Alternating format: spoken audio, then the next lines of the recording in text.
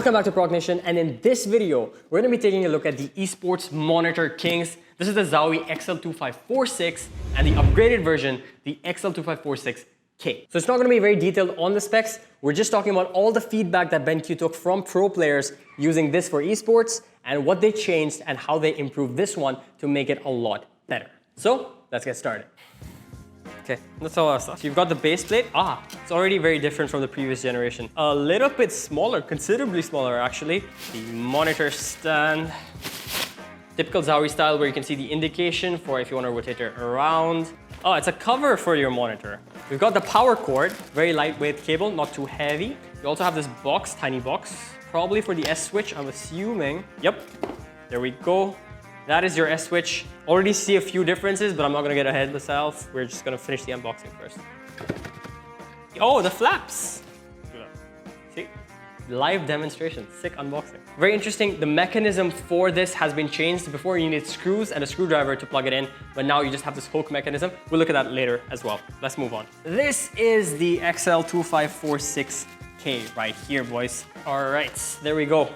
That's the XL2546K. Let's assemble this and then get back to you.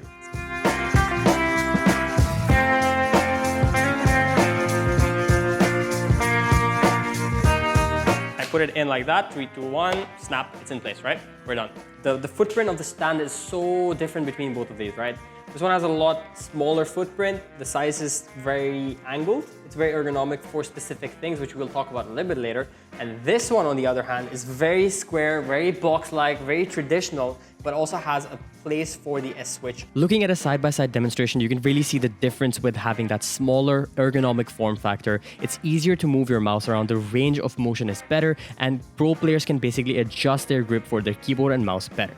No power switch, no buttons, nothing there at the bottom. Bezel is completely clear and free of any buttons. And the reason for this is that they don't want gamers to be disturbed by the LED light right there in the front. Now that's one thing. Now once you have the S switch, you don't really need these buttons anymore because everything can be controlled from the switch itself. What they've done differently with the newer generation is that all the buttons are right there at the back of the monitor, as you can see. And they've added this little joystick, which is super important, guys. So the next difference we're gonna be talking about design-wise is the difference between the S switches. With the newer one, everything is black. The design is a lot cleaner. I would say it looks a lot cleaner to me. And the font's different, as well as left and right click on the scroll wheel itself. So this one has just a scroll wheel. You can't go left and right, but this one you can go left and right for easier selection and basically navigating a lot better. This is the older model, the XL2546. You had the headphone hanger right there on the left of the monitor. So you'd pull the stand out, put your headphones right there, and you're good to go, right? This side, you're just restricted. Like you can't really do much. It's quite an inconvenience. You can't position it properly. Now we're looking at the newer model. As you can see, the flaps are newer. There is no stand for the headphones on the side of the monitor. So if I show you the side, what they've done instead is move it all the way to the back of the monitor with this folding mechanism. So to bring it out, you do that. Close it back, you do that. So it's very easy now. You just put this here, hang your thing, and then you're good to go. You can barely see it. This obviously will not affect the flaps in any way whatsoever. On the newer generation, they've completely done away with that. There's nothing, no USB, no hanger stand, none of that. The hanger stand, like I said, been moved to the back, but there's no USB inputs or anything headphone in and out on this side. As you can see, the width of the older model when it's on the stand is not too crazy, just the monitor itself. While moving on to the newer one, the width is very slim, tapers down with that kickstand right there. But the older model has a boxier design. You see that slight edge over there, and then this is a little bit slimmer. The overall feel to it is a little bit slimmer. You get more space to work with. It's a lot neater. Now having that slimmer form factor is very beneficial for tighter spaces and using majority of your table for your keyboard and mouse. As you can see, the newer version, the XL2546K, gives you a lot more space for the keyboard and the mouse, giving you a full range of motion to move your mouse around and use your keyboard to the max. Now this is not an IPS panel, we already know that. It's a TN panel, that's how it's able to output such good refresh rates. You don't really care that much about color accuracy. What you do care about is fast response rate and refresh rate time being absolutely on point. So this has a 240 Hz refresh rate. We've seen this already with the DyAC Plus. I've put it all the way up on premium on this. When DyAC Plus is turned on, you can really feel that immersive experience. You can really feel that each frame is visible to you. You're not missing out on anything. You don't see any motion blur, you don't see any ghosting, you don't see any screen tearing. Pro players who use these every single day in high-stake situations would definitely appreciate the DyAC Plus. But for someone who's not that much of a pro player, I'm not a pro player at all, I don't really see that much of a difference, but if you do it every day, you'll definitely see a difference. It's very, very smooth.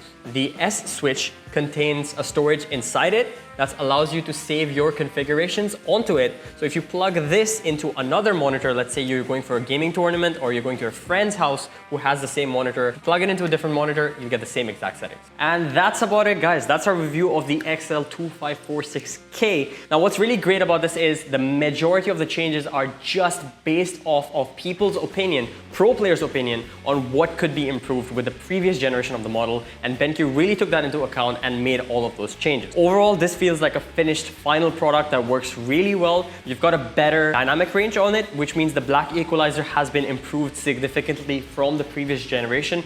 It's their version of HDR because this doesn't really have HDR, so the dynamic range has been improved, especially in dark situations in any game that you're playing. So your shadows are going to be boosted up slightly, significantly in some cases, so that you can focus better and you can actually see what are in those dark details. DyAC basically removed any motion blur, ghosting, tearing, any of that from the screen. Even when you're playing at high frame rates, you would still get a little bit of ghosting.